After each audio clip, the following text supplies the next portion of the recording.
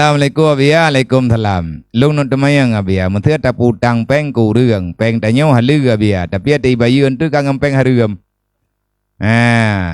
Tapi orang yang mutangyan wate ke bayi peng ke tanyo peng harum. Tanyo hana ada pu pengyan peng harum abia. Teman tanyo kata pajo huju pengyan, kiban hukum nah harum abia. Menya hana ada pu pengyan murni harum ijo ke tanyo hana ada syarat. Tapi ati tu benar.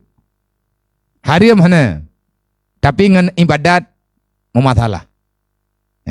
Menyeberkoi tanyo jumon tan ibadat atagop hana tacok tapuatan. Tapi tiba-tiba tanyo kaboo debat tan ibadat. Nyan taci pariksa haram tua. Sebab lebih-lebih hudip lawitnyo nangro bebas hat. Suasana lagi nyo hana tholi kena pega-pega.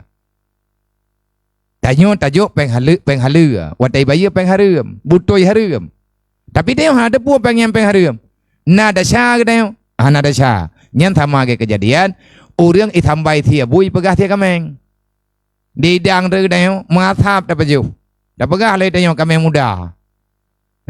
Mangarathai. Hana tha pegah sampai kan tengah nyan thia bui. Nada syah tu. Ada bui dayo sebab yang dasar orang ju. Man le awak yang bayar dengan peng haram.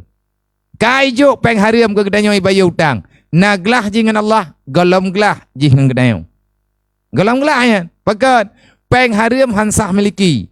Orang bayar utang ngan peng murni haram, gaya cua peng gop, gaya bayar utang ro ke. Le gemutang peng nang bayar le. Gaya cua ter peng gop, gaya cok ata gop, gaya bayar ke gedayo. Nyan galam ke bayar utang.